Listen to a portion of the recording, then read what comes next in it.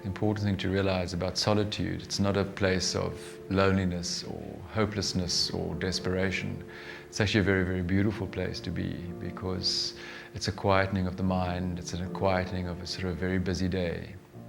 And to be able to go to these places, I think we find answers which we don't normally find when life is so noisy. There's just nothing for me more beautiful than hitting the open countryside, and you disconnect the mind, you allow the physicality of the body to take over, and you just go for hours in the quietness and solitude of a late afternoon.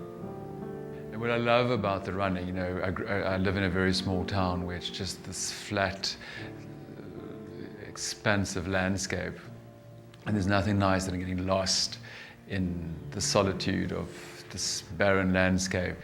And it's a similar overlap to actually making art.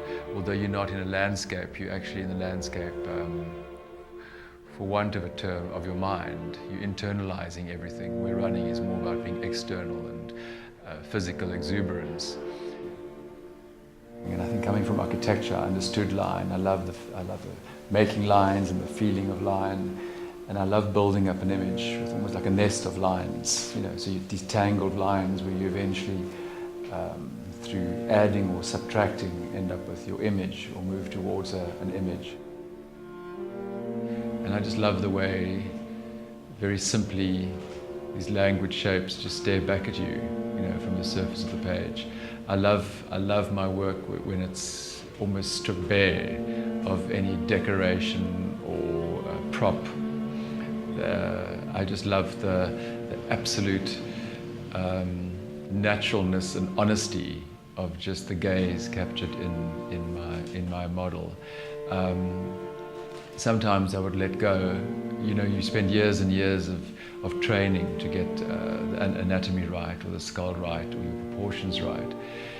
But at this point, you need the real person to shine through, and you almost allow those things to dissolve into the materials, be it smoky charcoal or paint, and you just sort of get this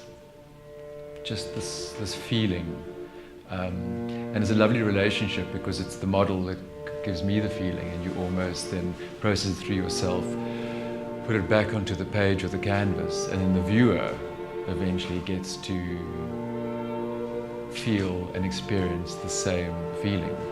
So it's this little moment of feeling that gets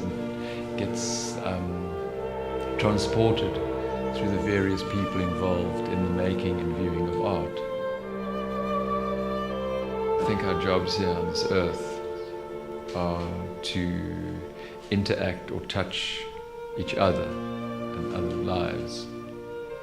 And this is my way of doing it, my choice.